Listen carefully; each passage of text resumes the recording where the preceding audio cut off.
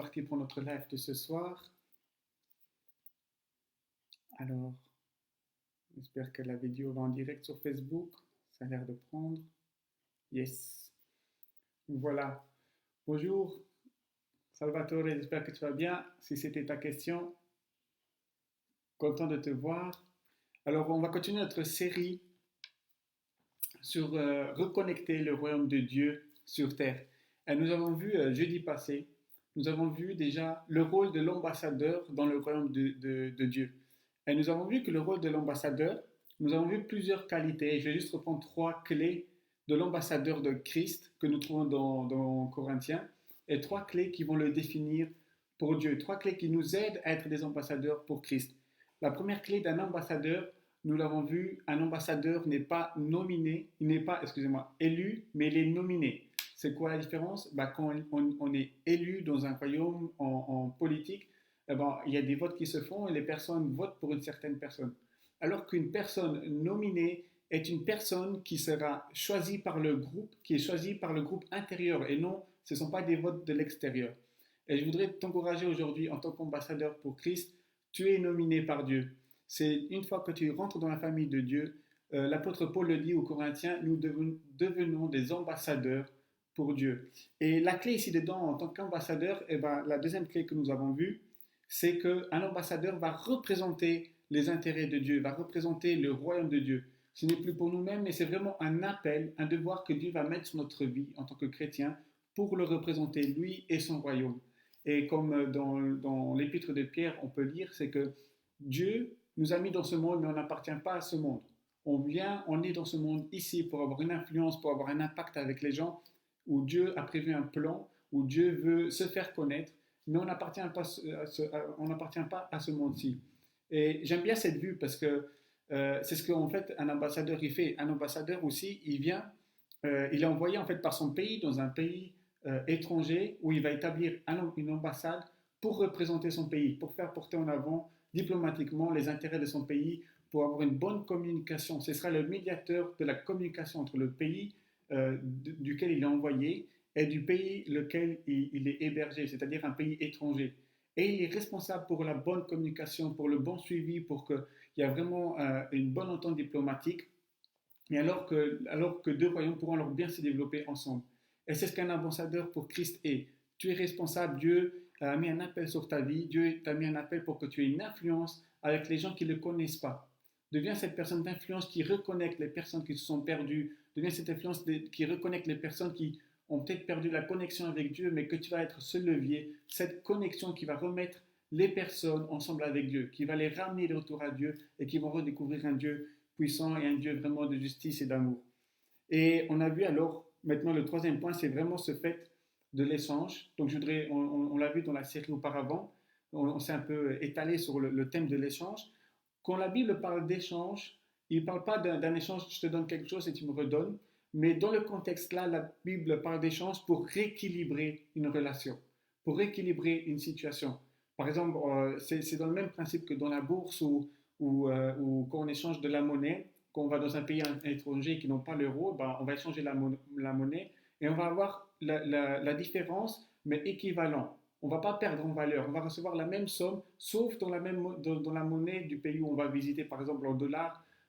Voilà, 1 euro, je vais dire par exemple c'est 1,12 dollars, on va recevoir 1,12 dollars. Il y a un équilibre qui est mis dans nos finances. Et c'est le rôle de l'ambassadeur, c'est le rôle de l'échange que tu dois amener. C'est cette personne qui s'est perdue, tu vas ramener l'équilibre dans la vie de cette personne, tu vas ramener Dieu, tu vas lui ramener l'équilibre de la joie, tu vas lui ramener l'équilibre de la relation surtout avec Dieu. Cette relation qu'il avait perdue, il va la retrouver. Tu seras cette personne d'influence dans l'échange entre une personne qui ne connaît pas Dieu ou qui a perdu son focus sur Dieu et tu vas le ramener vers Dieu.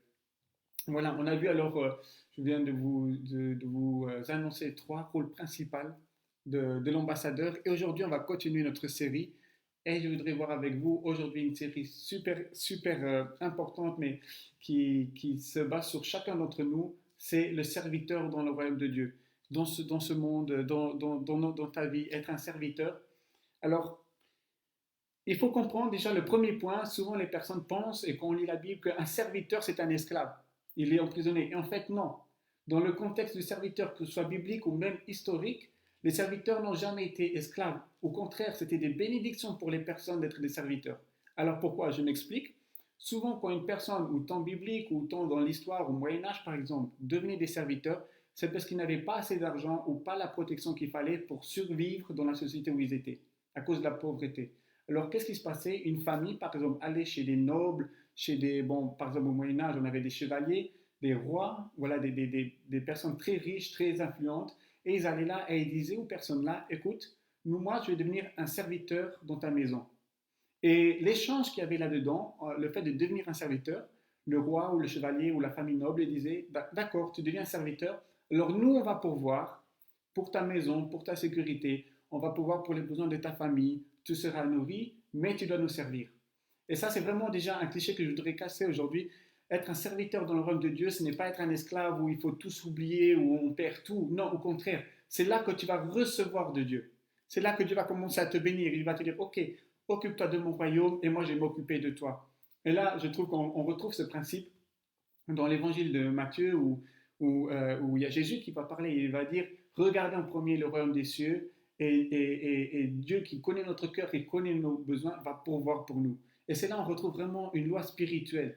C'est vraiment, regarde ce royaume des cieux, sois motivé à être un serviteur de Dieu, vis avec Dieu. Parce que les serviteurs ne vivaient pas à part, mais vivaient avec la famille ou avec le roi ou le noble ou le chevalier qui les hébergeait. Ils étaient en contact direct.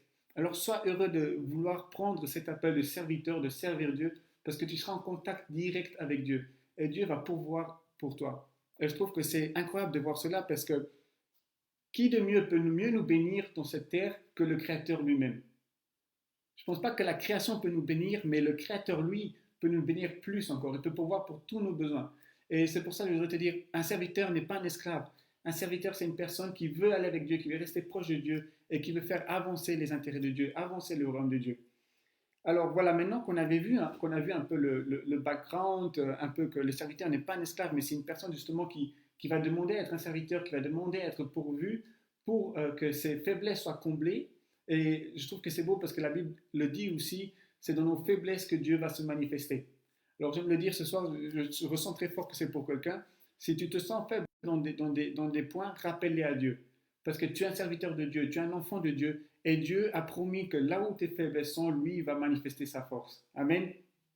Donc, peu importe ta force, peu importe ce qui ne va pas pour le moment, continue à servir Dieu. Ne perds pas ce feu, ne perds pas cette volonté, mais continue à servir Dieu et Dieu va pourvoir et il va venir dans tes faiblesses, il va commencer à se montrer et il va commencer vraiment à enfin se manifester dans tes faiblesses. Une faiblesse n'est pas une chose où on doit avoir honte, non, une faiblesse, c'est tu la présentes devant Dieu. C'est pour cela qu'on est des serviteurs. Dieu va prendre soin. Et alors, c'est quoi le contexte de notre serviteur dans le royaume de Dieu? Tout simplement, le serviteur, déjà, il regarde sur la famille. Quand tu es un serviteur de Dieu, tu ne vas pas commencer à regarder en premier tes intérêts, mais tu vas commencer à prier Dieu, quels sont tes intérêts? N'est-ce pas, quand on lit dans l'évangile de Matthieu, on doit bien prier Notre Père, c'est la prière de Jésus, et il leur a appris, les premières phrases sont Notre Père, que ta volonté soit faite sur la terre comme aux cieux, que ta volonté soit faite sur cette terre-ci. Et on voit que Jésus a dit, priez en premier la volonté du Père avant de prier vos besoins. Et je voudrais t'encourager aujourd'hui en tant que serviteur, demande la volonté de Dieu. Et dans toute la Bible, c'est incroyable parce que quand on lit dans la Bible, toutes les personnes qui ont accompli la volonté de Dieu ont vécu des miracles. C'est là qu'ils ont vécu les miracles. Moïse devait sortir le peuple d'Israël. Il a commencé à accomplir, à marcher dans la volonté de Dieu. Dieu lui a dit quoi faire. Et c'est là qu'il y a les miracles qui ont commencé à s'accomplir. C'est là qu'on peut dire que la mer s'est séparée en deux, un des plus grands miracles dans la Bible. Il faut aller de l'avant. Demande la volonté de Dieu. N'aie pas peur. Sois rempli de courage. Donc, la première clé d'un serviteur en tant que chrétien pour reconnecter le monde avec le royaume des cieux, c'est déjà de demander la volonté de Dieu. Qu'est-ce que Dieu a prévu pour cette journée? Qu'est-ce que Dieu a prévu dans un mois? Qu'est-ce que Dieu a prévu sur ta vie en ce moment? Quelle priorité Dieu veut que tu fasses ou que tu agisses en tant que serviteur? Ça aussi, c'est important. Pourquoi la priorité? Tout simplement, quand on est en tant que serviteur, quand on est soumis à un roi, quand on est soumis à des nobles, quand on est soumis dans le background d'un serviteur, dans le temps, il était soumis à des personnes qui avaient des priorités pour faire tourner leur royaume. D'accord? Prenons par exemple un roi, et ben, les serviteurs qui vont servir le repas, mais il y a aussi des serviteurs qui sont des cuisiniers. Il a d'autres serviteurs qui vont devenir des soldats, d'autres serviteurs qui vont commencer à nettoyer peut-être le château, d'autres qui vont commencer à prendre les taxes, etc., etc. Donc on voit que chaque serviteur a son rôle. Et je voudrais t'encourager ce soir, demande à Dieu un chemin précis, ton rôle précis en tant que serviteur ici sur terre. Demande à Dieu vraiment cette clé où il veut que tu t'investisses pour que tout puisse fructifier.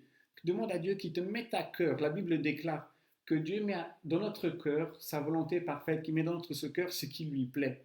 Donc, voilà, je voudrais t'encourager ce soir à revoir un peu ce qui te plaît, tes dons, ta passion, c'est ce que Dieu t'a mis à cœur, c'est ce qui lui plaît déjà. Et investis-toi complètement.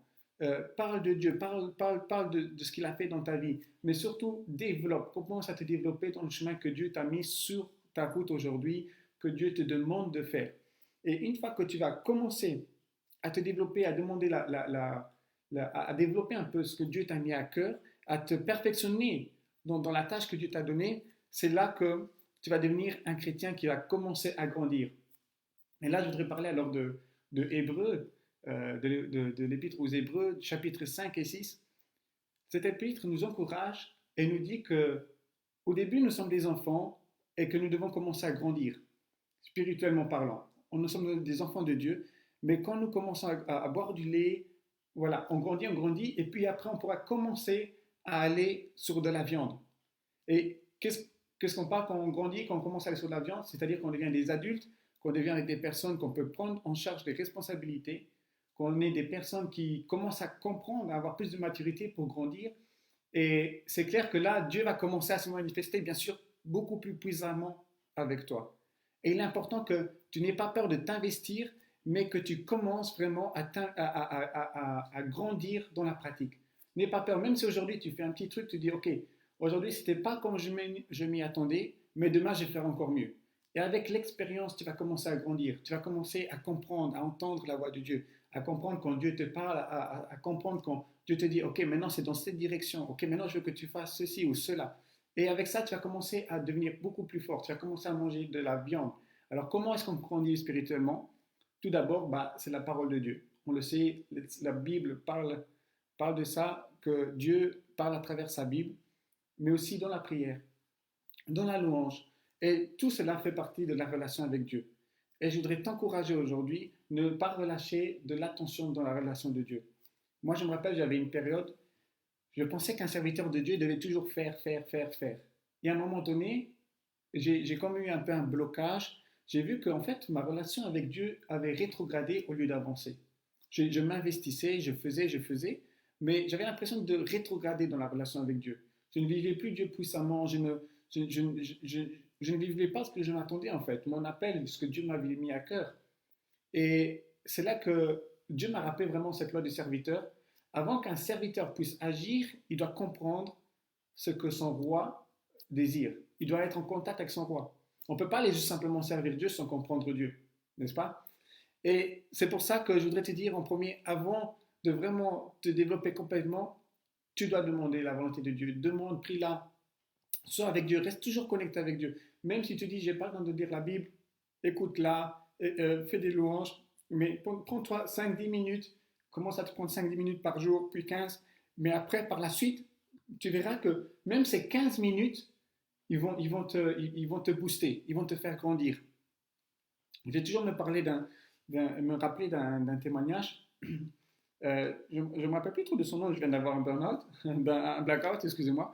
Mais en fait, c'était une personne, je vais vous le donner pour le prochain live, c'est un serviteur de Dieu et sa vision à lui que Dieu lui avait donnée, c'était de construire des grands orphelinats pour les enfants de la rue. Et dans son témoignage, dans son livre, il raconte en fait qu'il priait que 15 minutes par jour. Et le reste, il s'investissait dans l'appel que Dieu lui avait donné. Il construisait, il cherchait comment rassembler l'argent, comment construire les appartements, les maisons pour ses enfants dans la rue. Et une chose qu'il a dit, je ne priais que 15 minutes. Mais ces 15 minutes-là, personne ne devait venir me déranger. Aucune pensée, aucune personne, aucun contact, aucun téléphone. rien ne devait venir me déranger. Et une fois qu'il avait construit, une fois qu'il commençait à voir les fruits, il voyait que ces 15 minutes de prière, c'était ces 15 minutes-là à temps plein qu'il donnait à Dieu, qui étaient assez pour sa vision.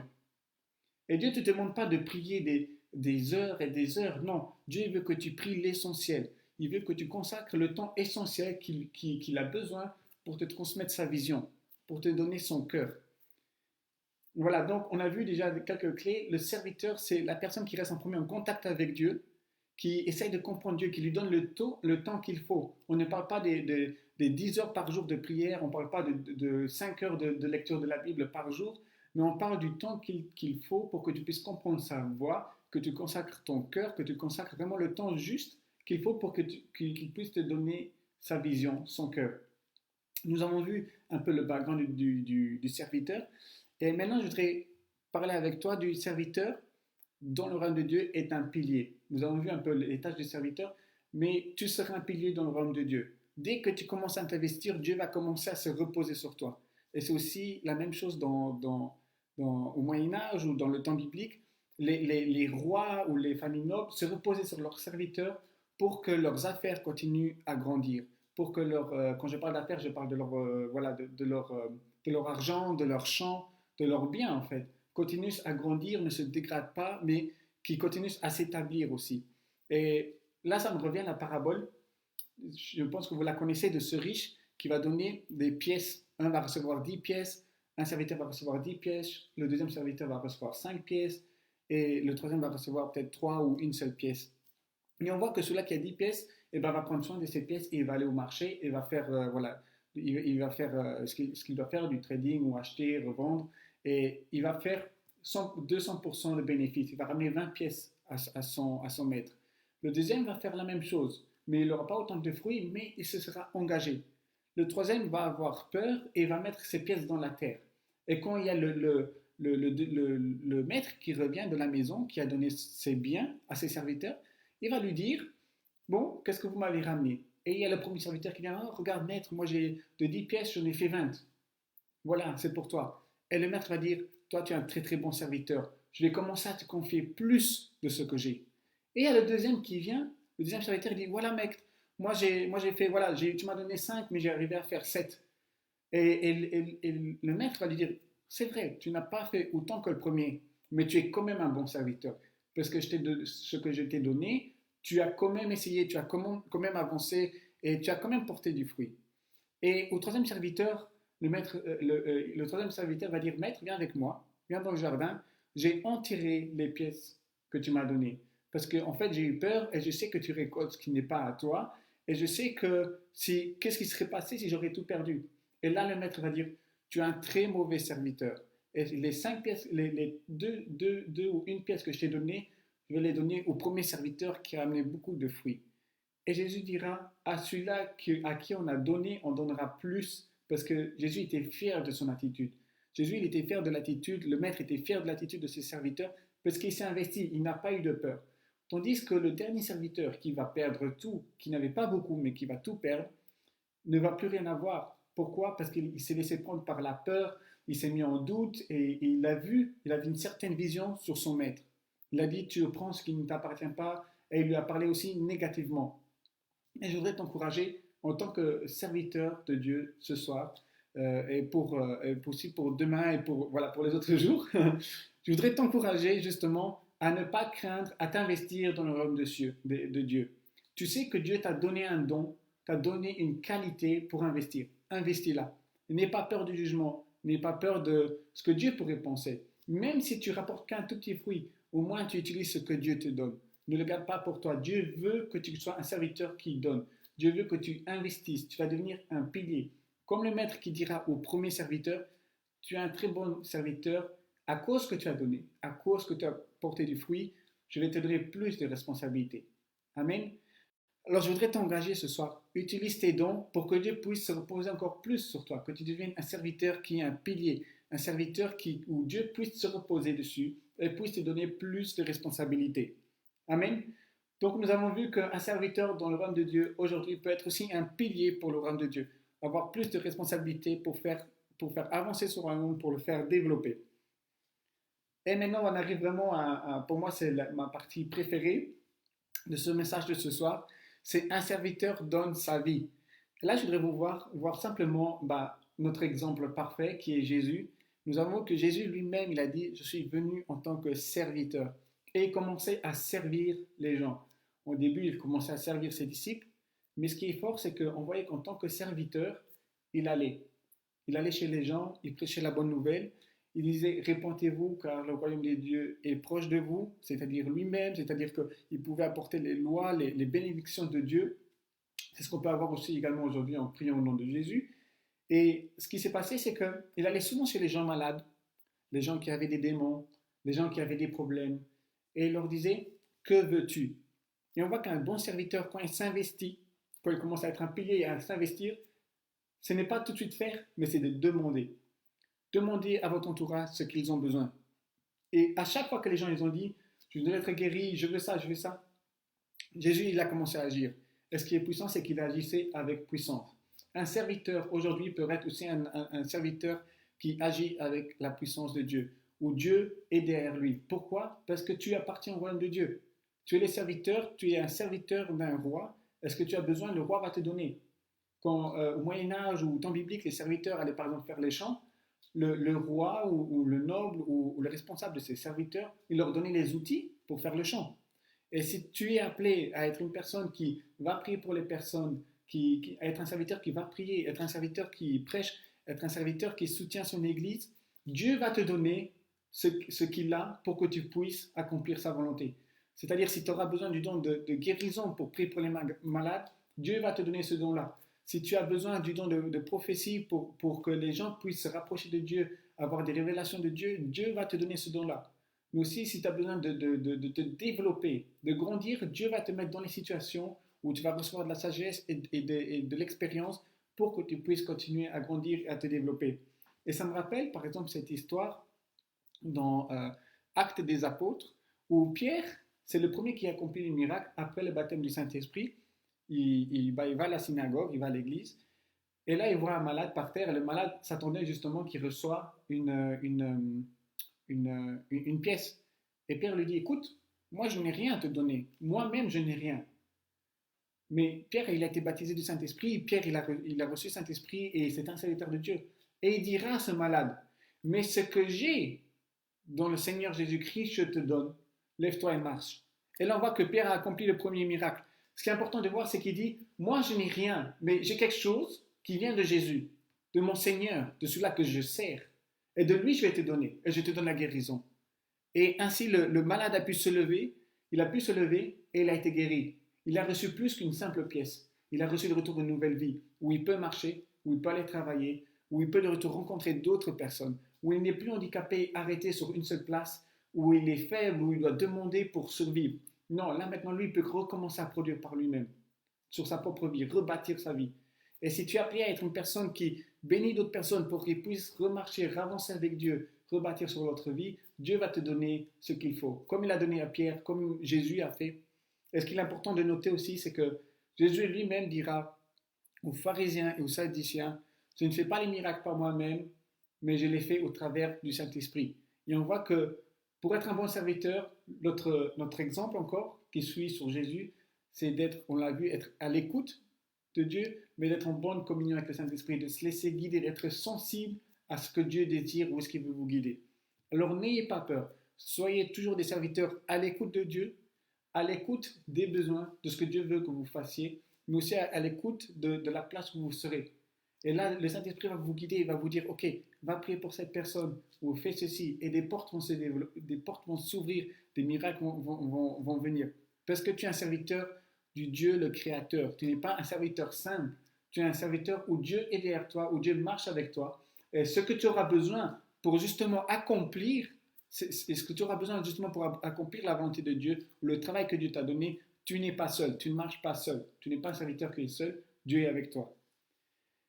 Voilà, nous allons tout doucement, nous arrivons à la fin de notre petit encouragement de ce soir. J'espère que vous a vraiment fait plaisir, que voilà, vous vous ressentez de retour encouragé. Nous sommes encore toujours dans cette série de reconnecter le royaume de Dieu sur terre, nous avons vu d'être des ambassadeurs. Nous avons revu un petit résumé d'être un ambassadeur. Vous pouvez toujours revoir la vidéo sur notre Instagram ou notre Facebook. Ce soir, nous avons vu vraiment le rôle de serviteur. Et je voudrais vraiment t'encourager. Ose être un serviteur pour Dieu. Ose être un serviteur qui s'engage. Ose un serviteur qui n'ait pas peur. Il y a sûrement plein d'occasions que Dieu va te mettre sur ta route où tu vas devenir un levier, où tu vas devenir une bénédiction pour d'autres personnes. Et n'oublie pas, s'il te manque quelque chose pour faire le travail, demande à Dieu qui te bénisse. Demande à Dieu qui te touche par son Saint-Esprit, qui te guide, qui te rend plus sensible. Et justement, avant de clôturer, je voudrais arriver à notre dernier point. Une des qualités bibliques des serviteurs, que ce soit dans l'Ancien Testament ou dans le Nouveau Testament, ils sont souvent reliés à des serviteurs qui marchent avec la sagesse. Et dans le Nouveau Testament, Jésus lui-même va nous motiver et nous dire, ou l'apôtre Paul, ils vont nous dire, s'il te manque de la sagesse, tu peux le prier. Tu peux prier la sagesse à Dieu. Alors, qu'est-ce que c'est la sagesse selon Dieu? Eh bien, tout simplement, dans l'Ancien Testament, le mot de la sagesse, ça veut dire chokma. Et chokma veut tout simplement dire recevoir par l'expérience. C'est un verbe de pratique, ce n'est pas un verbe où, voilà, c'est que de l'intelligence, la sagesse, ça vient par les livres, la sagesse, ça vient par l'étude. Non, non. Avant tout, c'est la pratique de l'expérience. Et Dieu veut te mettre dans des situations où tu reçois de l'expérience. On n'est pas tous nés prédicateurs, ou on n'est pas tous nés prophètes, mais avant tout, il faut savoir écouter la voix de Dieu, ou il faut savoir déjà comprendre la Bible pour avant la prêcher. Et c'est ce que Dieu veut dire. Commence par des petites tâches. À ceux qu'on donne des petites tâches, comme on a vu la parabole ce soir, de ceux qui reçoivent un peu, les 10 francs et celui-là qui a un peu, n'aie pas peur, mais commence par les petites responsabilités. Et plus tu vas commencer à grandir, plus tu vas commencer à avancer, Dieu va remettre plus de responsabilités. Et un jour, tu vas te retourner et tu vas te dire, waouh, en fait, je fais ça pour Dieu, et tu verras que tu auras grandi spirituellement. Alors, la sagesse avant tout, c'est l'intelligence qui vient par la pratique, par le fait de faire. Et c'est le même enseignement que Jésus a reçu à l'école. C'était pas comme nous aujourd'hui, quand on va à l'école biblique ou à l'école scolaire. J'ai vu que maintenant, il y a déjà eu la rentrée. Ici au Luxembourg, la rentrée, c'est le 15 septembre. C'est pas qu'on s'assit sur une classe, le prof parle et on écrit. Au temps de Jésus, quand ils apprenaient la parole, il l'apprenait avec questions-réponses et des réflexions. Donc, il y avait le prof, le pharisien, le sadducéen, il parlait d'un thème et il posait des questions. Et tous les enfants alors reposaient des questions et ils recevaient des réponses. Et souvent, c'était des exemples. Et c'est pour ça que Jésus prêchait en parabole. C'est quoi une parabole? C'est un message pratique au temps même. Ce n'est pas juste comment on peut dire ça? Une illumination. Non, Jésus prenait des leçons spirituelles et les rapportait à la pratique des gens. D'où vient le terme? Pourquoi il dira à ses disciples, je vais vous faire des pêcheurs d'hommes, pour que ses disciples comprennent qu'est-ce que ça veut dire aller pêcher des hommes. Parce que les disciples eux-mêmes, la plupart étaient des pêcheurs. Bien sûr, nous avons Luc qui était un docteur, et Paul qui était vraiment un pharisien, il était au niveau de l'élite. Mais avant tout, la plupart de ses disciples étaient des pêcheurs. Et Jésus leur a dit, venez avec moi, je vais vous faire des pêcheurs d'hommes. Il leur a parlé au niveau de la pratique. Vous savez ce que ça veut dire pêcher du poisson parce que vous êtes des pêcheurs. Maintenant, je vais vous apprendre à être des pêcheurs d'hommes. Il y a une méthodologie qui viendra derrière. Vous allez être enseigné. Et demande à Dieu où est-ce qu'il veut t'amener avec cela. Demande à Dieu la sagesse. N'aie pas peur de lui donner la sagesse. Et sois attentif au message qu'il va te donner. Il peut te parler par une personne ou il peut te parler directement à travers la Bible. Mais il va aussi te parler directement, que ce soit en change, en rêve ou avec des confirmations, ce qui m'est arrivé personnellement. Et je peux que t'encourager. Demande la sagesse à Dieu, une sagesse pratique, une leçon qu'il veut t'apprendre pour que tu puisses commencer à grandir sur le chemin qu'il a mis avec toi. Alors voilà, nous touchons à notre fin d'encouragement pour ce soir. Je voudrais te souhaiter encore vraiment une bonne soirée. Nous sommes déjà jeudi, bientôt c'est week-end, n'est-ce pas? Demain encore dernier jour de travail. Et puis c'est week-end, mais vraiment repose-toi sur ce message ce soir. Et si tu vois que tu as cette motivation d'être serviteur, commence à te connecter à Dieu. Demande à Dieu, Seigneur, je veux être ton serviteur, je veux être un pilier pour toi. Repose-toi sur moi. Qu'est-ce que je peux faire pour toi? Amen. Donc je vous souhaite encore à tous une bonne soirée et que Dieu vous bénisse. Et on se retrouve jeudi prochain on va continuer cette série sur reconnecter le royaume de Dieu avec bah, avec moi. Et puis n'hésitez pas à nous écrire si vous avez des questions ou si vous avez des demandes de prière ou que vous voulez être en contact avec nous.